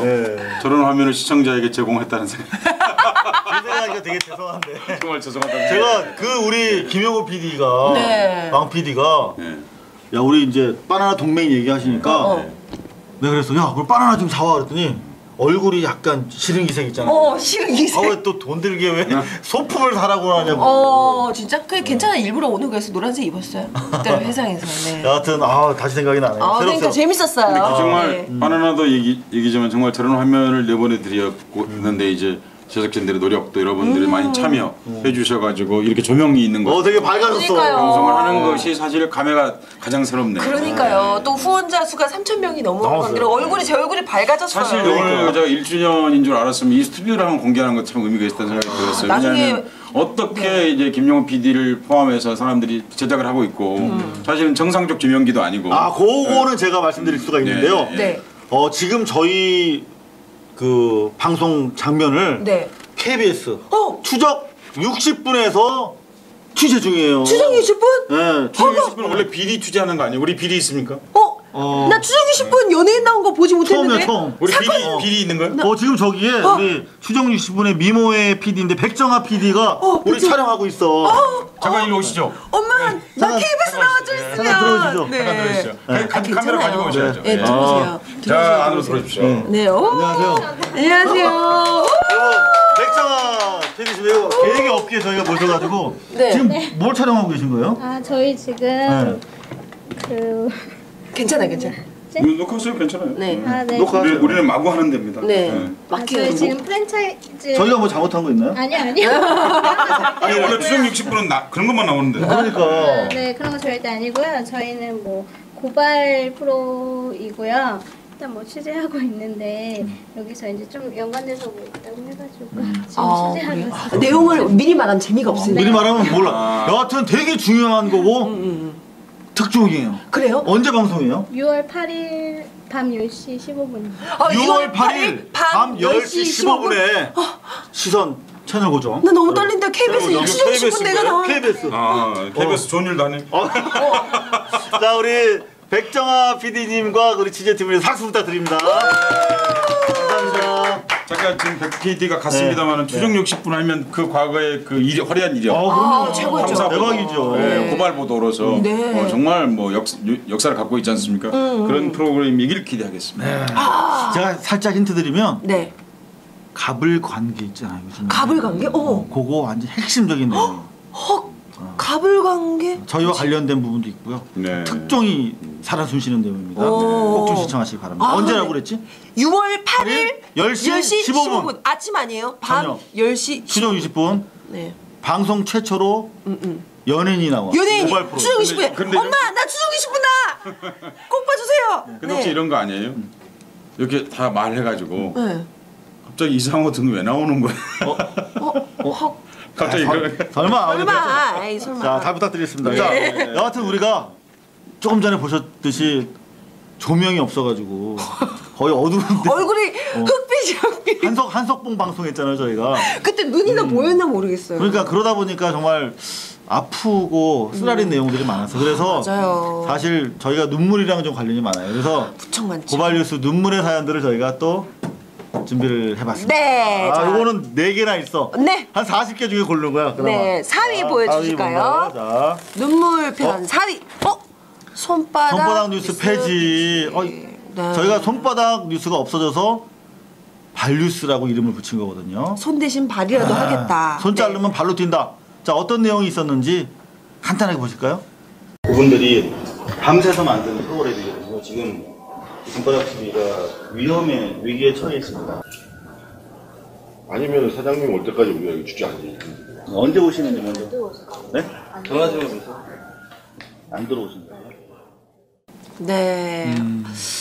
저도 저때 그 상황이 기억이 나는데 기억나죠? 저는 제가 이 손바닥 뉴스가 폐지된다는 얘기를 못 듣고 저희 친언니가 미국에서 기사를 보고 알았다고 저 새벽에 이제 알려줘서 박현아 씨한테 너무 죄송했던 게 저희가 특별히 모셨단 말이에요. 손바닥 뉴스 같이 하자고.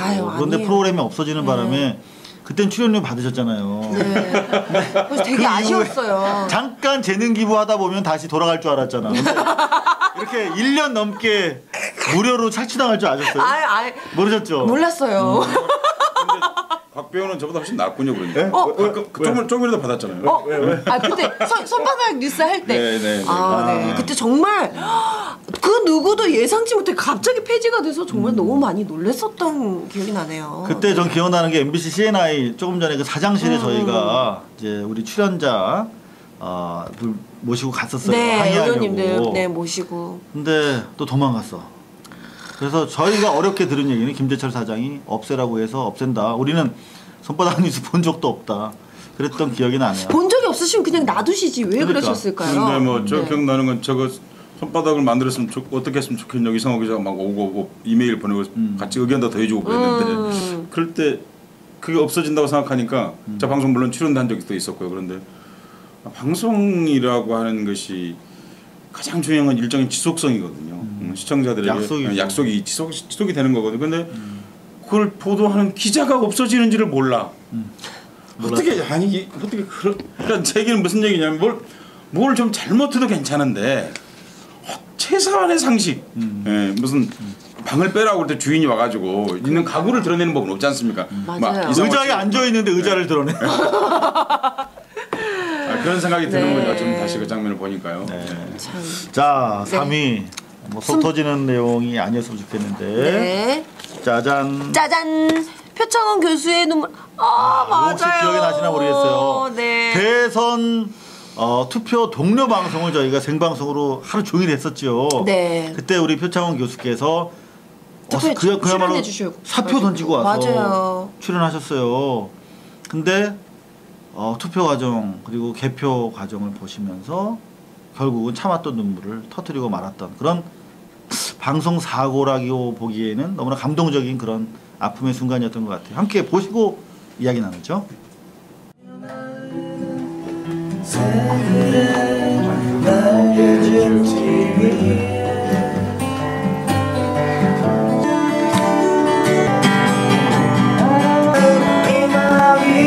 라고 쓴다.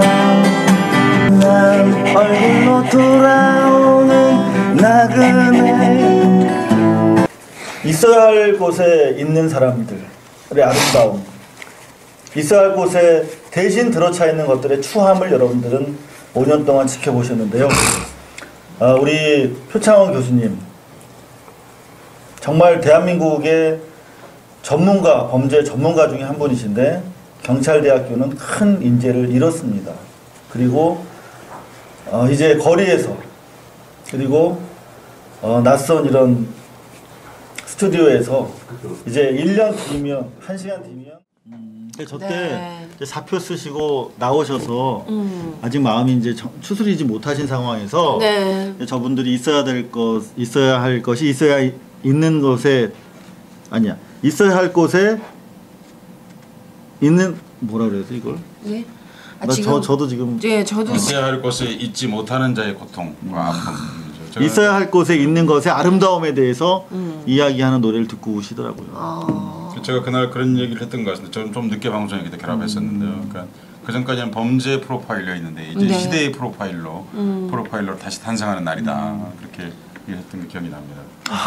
우리 표창원 교수 참 우리 사회가 소중한 분을 이번 대선을 통해서 얻게 된 것 같아요. 물론 그 전에도 계셨지만 이후에 정말 시리에 빠진 분들을 안기 위해서 광주로 대구로 다니시면서 힐링 포옹해 주시는 거 보면서 잠깐 저러다 마시겠지 그랬는데 그 이후에도 열정적으로 할 말은 하는 그런 합리적 보수의 표상이 되어주시는 것 같아서 앞으로도 더 기대가 크고 더 많이 응원하도록 하겠습니다. 네, 저희 발리스가 함께 그래서 사실 이제 국정원 선거 개입에 대한 지식인 중에 가장 집요하게 그 문제에 물고들어지고 있지 않습니까? 더구나 이제 이분이 경찰 출신이었기 때문에 이 양반이 하신 말씀 한마디 한마디가 팩트나 내지는 그 해석이 우리가 하는 거하고 좀 다르죠. 그렇죠. 우리가 하는 건 일반적인 해석일 수밖에 없는데 그분은 이제 범죄 수사나 이런 것들 관련 있는 일 꼼짝 못하는 거지 담당자는. 그러니까. 더구나 경찰 대학 경찰을 길러내는 대학의 교수셨으니까. 그럼요. 그분이 말씀하시는 것이 무게가 남다르지 않은데 그런 것들을 사회 정의를 위해서 애써주시는 모습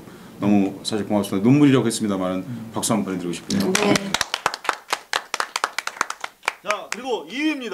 2위 자 10대 뉴스 표창원의 눈물을 꺾은 2위 뭘까요? 빠밤 삼성재판 이상호의 눈물. 이거 되게 궁티난 비디오인데 그래. 촬영하다가요.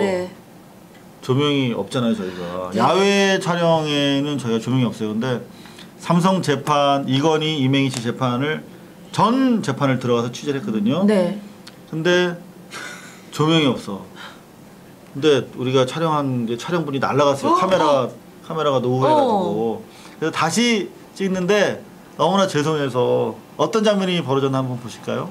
아닙니다. 사실은 저희가 3시 반에 근사하고 재미있게 녹화를 했는데 저희가 열악한 가운데 촬영하고 편집하다 보니까 다 날아가 버렸대요. 그래서 다시 지금 저희가 부랴부랴 해질 무렵에 이 법원을 찾아서 이렇게 여러분들 만나 뵙고 있습니다. 네.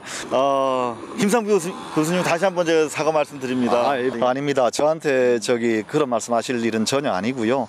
그냥 지금 이거 방송 보고 계시는 분들께 제가 우리 이상호 선생님 대신해서 꼭 한마디 말씀을 드리고 싶어요. 사실 우리 이사님 원래 그 MBC 본사에 계셨을 때는 이 장비 때문에 이렇게 속 썩이실 일이 없었겠죠. 근데 지금 여러분 다 아시는 분들은 아시는 대로 지금 우리 이사님 상황이 지금 같은 어떤 정치적으로 불리한 조건 속에서 이런 방송을 하시다 보니까 정말 열악합니다. 그래서 본의 아니게 이런 사단도 이렇게 생기네요. 근데 좋은 때가 오겠죠. 저는 이거 세웅지만하고 세상 모든 일이 이렇게 힘들게 여러분들한테 이거 알려드리기 위해서 고군분투하고 있는 우리 이상호 기자님 여러분 많이 응원하시고 또 격려해 주세요. 저는 그냥 한 달에 한 번 와서 그저 소풍하듯이 왔다가 가는 사람이지만 이걸 붙들고 여러분들한테 이 추악한 우리 사회의 진실을 알리기 위해서 정말 자기의 모든 걸 다 걸고 싸우고 있는 분이신데 여러분 많이 응원해 주시고 많이 격려해 주십시오. 참 웃고 있지만 제가 이렇게 본인은 얼마나 힘들겠어요. 울지 마시고요. 좋은 시절이 꼭 올 겁니다. 우리 역사도 그랬던 것처럼. 자, 우리 이제 속상한 거 접고 얘기 또 이제 간단히 한번 정리를 해 보시죠. 오늘 제가 사회를 해야 되겠습니까? 오늘 4번째였는데요. 아유, 지금도 울고 있어요. 이거 쉽지 않네. 아유, 참. 우리 네. 기업은 누구일 것인가? 맞아요. 김상봉 교수님. 우리 김상봉 교수님. 광주에서 제주도에서 비행기 타고 올라오셨어요. 네. 한 달에 한 번씩. 근데 한 번도 저희 여비도 챙겨드리지 못했는데 고속버스 터미널에 계신 분을 다시 모시고 온 거예요. 얼마나 제가 죄송했겠어요. 우리 김 교수님 다시 한번 감사드립니다. 네, 감사합니다. 교수님한테 박수 한번 보내드리십시오. 네. 자, 빨리 이거 진행을 하겠어요. 생각하면 늘 생각하는 두 가지인데요. 하나는 이분이 이제 학력차별 폐지 운동을 오랫동안 하셨거든요. 그런 게 이제 교수라면 조금 가진 겁니다. 사회에서 어쨌든 간에 부를 가졌다는 거잖아요. 지위를 가지고 있는 그런 스테이터스를 가지고 있는 사람이 그런 운동을 하는 게 참 중요한 일이거든요. 그리고 그게 이제 사실 저게 보수가 해야 되는 일이거든요. 그리고 또 하나는 이제 한국의 재벌, 특히 그중에 삼성에 대한 집요한 감시, 지식인들 감시 역할을 해오셨는데 전날 저 장면이 제가 기억을 합니다. 이상호 기자. 촬영분이 날아간 거죠. 그리고 다시 와서 촬영을 응해주시면서 전혀 화내지 않으시면서 도리어 위로해 주시는 저런 어른이 있는 사회, 그러니까 좋은 세상입니다. 그러니까 김상훈 선생님이 갖고 있는 저 너그러운 마음이 다시 생각이 나는군요. 네, 보는데 저도 또 마음이 짠하고 왠지 참 우리 아버지 같기도 하고 막 여러 가지 막 생각이 막 드네요. 네, 이게 눈물편에서 또 이렇게 고마운 분들에 대한 또 소식까지 다시 이렇게 또 볼 수 있으니까 네. 김상봉 교수님, 네.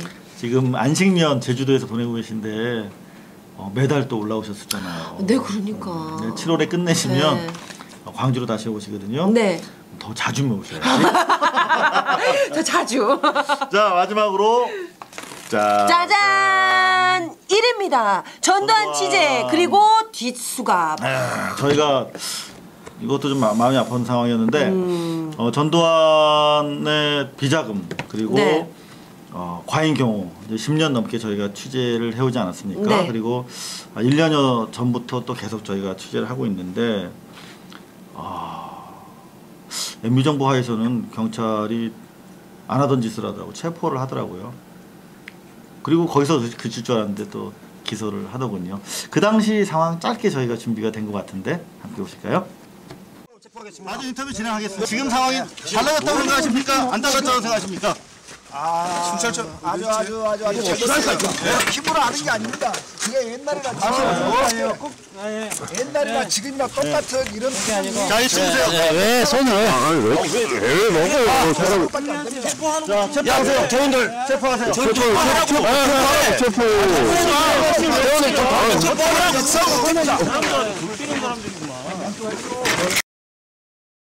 자기가 없어졌다고. 두 개째 다니에요?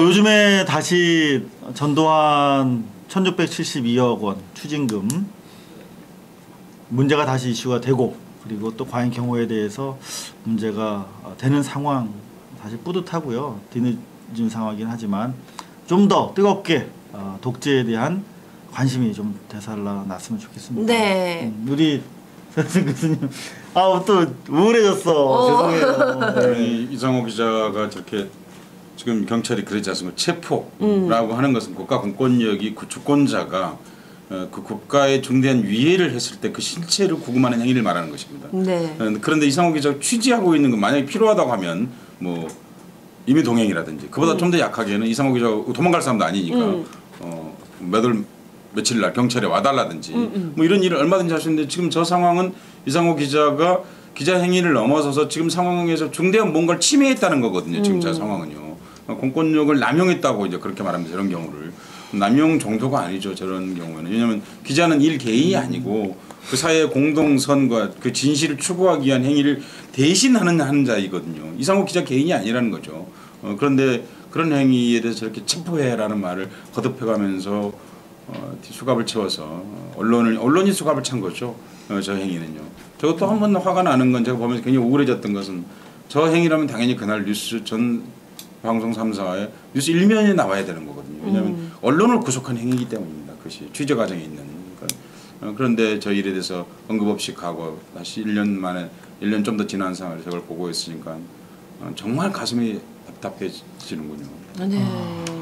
전두환을 왜 취재하냐고 사실 10여 년 동안 주변 선후배들한테, 특히 선배들한테 꾸지람을 많이 들었어요. 왜 독재 끝났는데. 저도 처음에는 그 생각했었어요. 이상호 기자님은 왜 전두환을 저렇게 끈질기게 보도를 하실까. 근데 제가 옆에서 지켜보고 정말 아무것도 저도 모르던 상황에서 이렇게 함께 하다 보니까 이건 죽은 권력이 아니더라고요. 예. 여러분, 죽은 권력이 아니었어요. 결국 네. 전두환을 역사로 보내지 못했기 때문에, 독재를 확실하게 단죄하지 못했기 때문에 박정희의 유령이 또 살아난 겁니다, 여러분.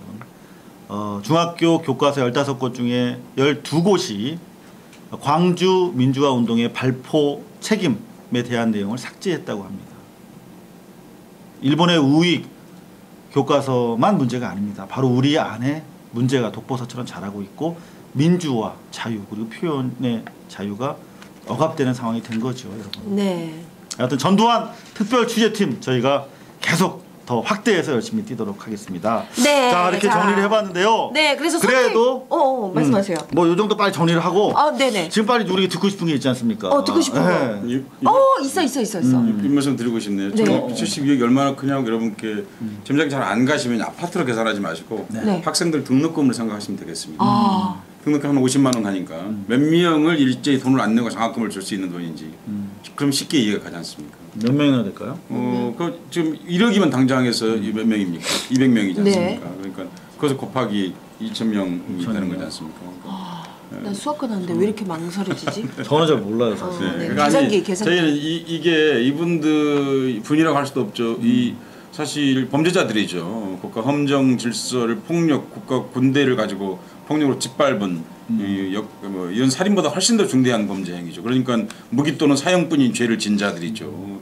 그러나 우리 국민이 너그럼 때문에 일정한 사면을 받았다 하더라도 거기에 근신해야죠. 근신해야 되는데 거기에 벌금조차 내지 않고 있다고 하는 것은 우리 헌정 질서를 근본적으로 부정하는 행위에 해당하는 거죠, 사실. 네. 그런데 지금 말씀을 지금 하고 계신데 지난 1년 저희가 되돌이켜 봤을 때 사실 때로는 격정이 있었고 분노가 있었고 울분이 있었던 그런 프로그램인데 네. 우리 서혜성 교수님, 우리 지식을 담당하고 있는 서혜성 지성 담당. 교수님의 네.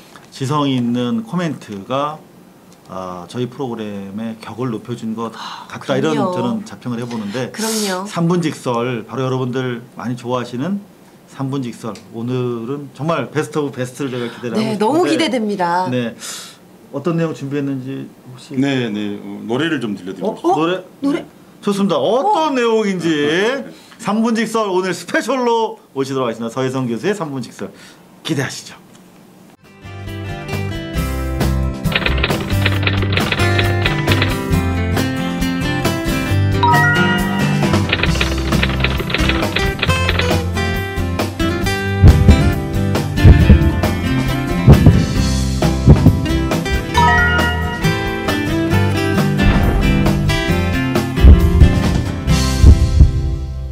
Seppellirai lassù in montagna, oh bella ciao, bella ciao, bella ciao, ciao, ciao, mi seppellirai lassù in montagna, sotto l'ombra di un bel fior, e la gente che passerà. 익숙한 가락이시죠?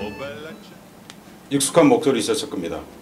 저 노래는 유명한 이탈리아의 벨라치아오라는 노래입니다. 노래를 부른 사람은 세계적으로 유명한 프랑스 배우 이브 몽땅입니다. 혹시 여러분 저 노래 내용이 무슨 내용인지 아십니까? 저 노래 내용은 제목은 안녕이지만 그 노래 내용은 발산 투쟁을 담고 있습니다. 이탈리아 파시스트들 무솔리니에 맞섰던 바로 이탈리아 청년들이 산에서 부르던 노래입니다. 내가 죽거든 나를 이 산에 묻어달라는 내용을 담고 있는 노래 가락입니다. 그런데 여러분 이 노래가 이브몽땅이 나이가 먹을 때까지 이브몽땅뿐만이 아니라 이탈리아의 많은 사람들 그리고 프랑스의 많은 사람들은 이 노래를 거리에서 그리고 카페에서도 불렀습니다. 대체 왜 그랬을까요? 저는 가끔 이런 생각을 해봅니다. 왜 우리는 교과서에 그리고 우리가 알고 있는 광복군의 노래 독립군의 노래는 없는 것일까? 왜 우리는 그걸 즐겨 부르지 않는 것일까? 여러분 그 질문은 답은 무엇이라고 생각하십니까?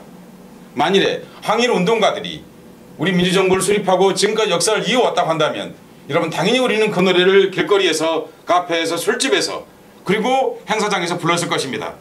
우리는 항일의 전통이 단절되었기 때문에 저와 같은 노래를 우리의 전통으로 잊지 못하고 있다고 생각합니다. 근데 여러분 5월이면 이명박 정부 이래로 자꾸 반복되는 일이 있습니다. 바로 님을 위한 행진곡을 행사장에서 불러야 하느냐 불러야 하지 않느냐 하는 문제인 것입니다. 여러분 그 노래는 어떤 특정한 사람이 만들었다고 보기 어렵습니다.